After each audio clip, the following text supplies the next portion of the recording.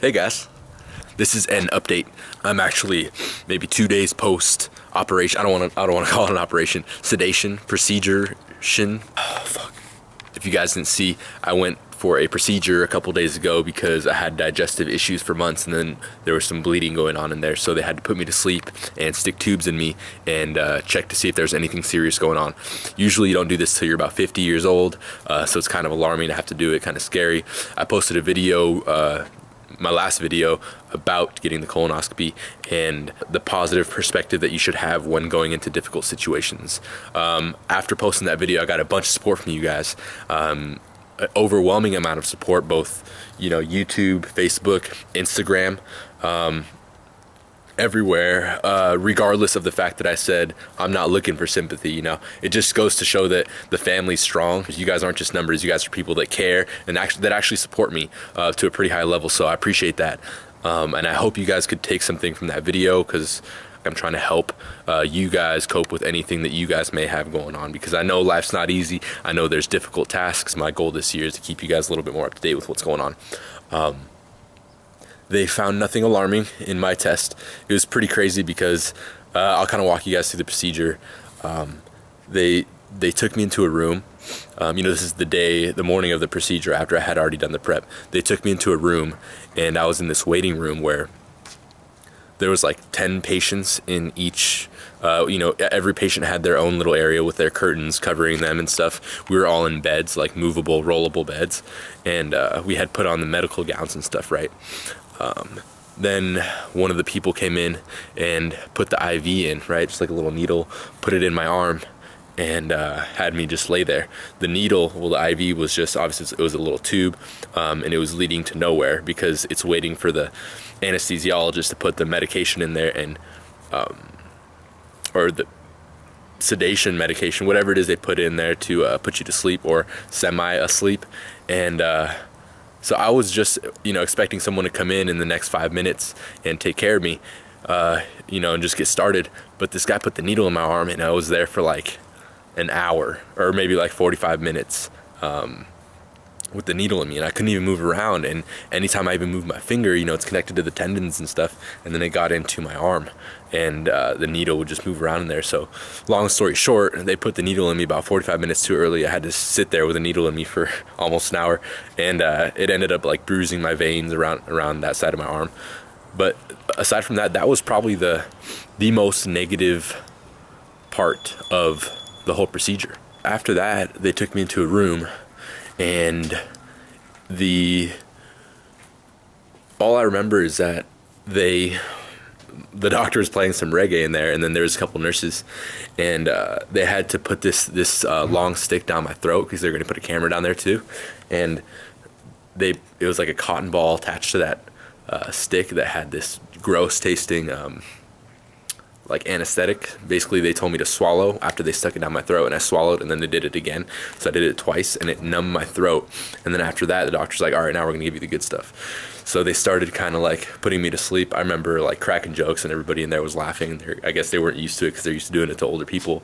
But I do remember that they tried 3 different doses until I was able to kind of pass out, because normally it doesn't take that much. And I remember the doctor saying like, all right, let's give him this, and then the nurses are like, he's still talking, and then the doctor's like, all right, let's give him this.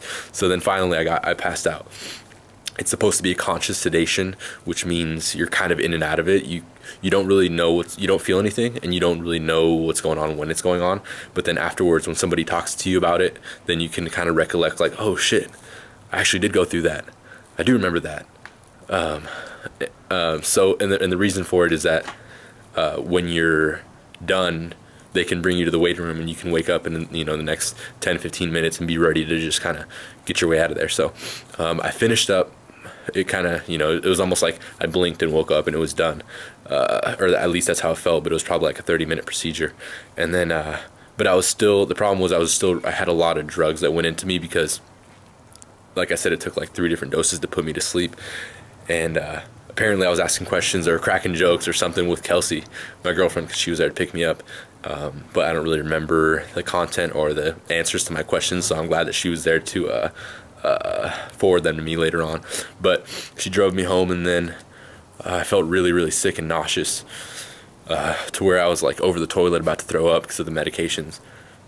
And then I just kind of forced myself to eat a half of a banana and drank half a bottle of water because I hadn't eaten in like 2 days, and I knew I needed calories because that wasn't helping the nauseous situation. But that's all I could manage, and then I fell asleep. I woke up about 2.5 hours later, and I felt completely like a new person. I felt rejuvenated, I felt great, and that was that, you know. Nothing alarming was found in the procedure. They're doing biopsies of the intestinal tract to make sure that there's nothing microscopic, to where, you know, if they do find something, I might have to take antibiotics or something like that. A lot of the issues I think are stress and diet regulation related. So I'm starting a probiotic. I'm going to regulate things like, you know, fiber intake, water intake, potentially meal frequency, but not for body composition reasons, guys, just because sometimes I exaggerate and I'll eat like a ridiculously big meal and then eat nothing else the rest of the day, and then sometimes it'll be completely opposite. And just some regulation is good, especially when stress levels are high. Mainly I want to share this moment with you guys because it should be an eye-opener to how I'm really feeling. Aside from what I'm actually saying, you could probably tell that there's a bunch of weight off my back now.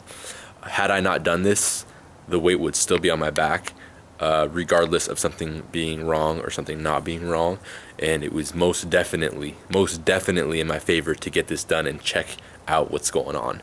I don't even care if something was going on, you know. Now I would know and I would be able to take care of it, whatever it took, versus just it eating me from the inside out and just not knowing, you know. And I think that was a big factor for my stress. You know, I might have been stressed for other reasons, but that underlying stress was probably not even allowing my digestive system to get better.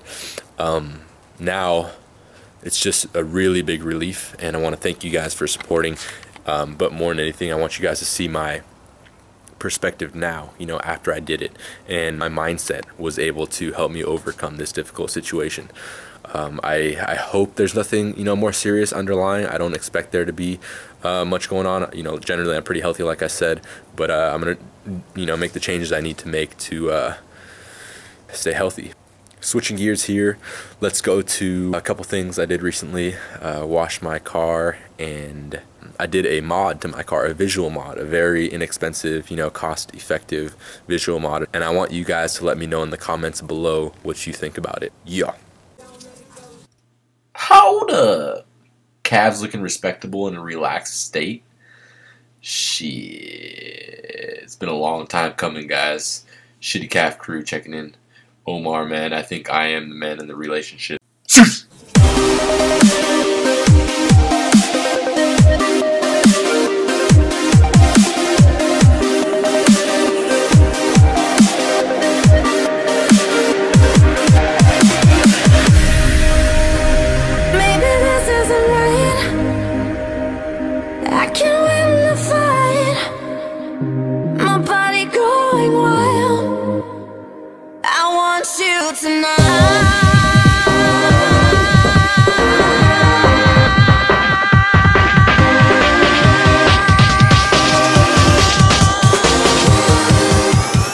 Something I've been wanting to do for a while.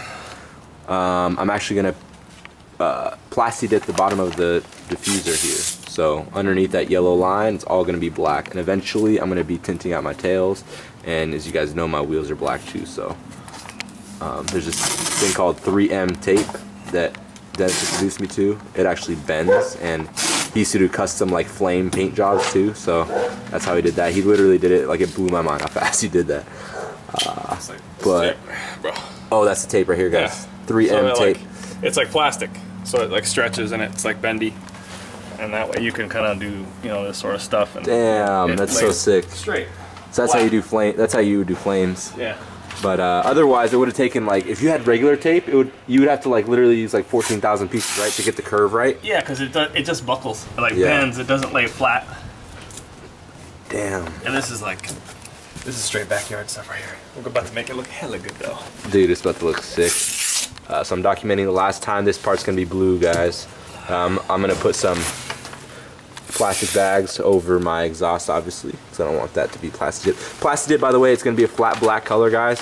and it's a paint that it's almost like it's really durable, but you can peel it off afterwards if you don't like it, you know, down the road or whatever. But it's resistant against chips sometimes, and for the most part, it should be solid. It shouldn't chip away or anything like that. So let's see how it looks. They miring. Bitches be flocking for that ass. All right, there we go, guys. That's what I'm afraid of. Especially on that cut. I know, shit. All right, here we go. This is, as you can see, exhaust taped off, and then cardboard box down there, just so we don't overspray anything down there. First coat's going on, or did that shit already go on? That's it. Fuck. He seriously does stuff faster than I can, like, say seriously. Done. Done. Damn, man. Coat 1. Or wait, like 15 minutes, and then we'll do coat 2. The black lines.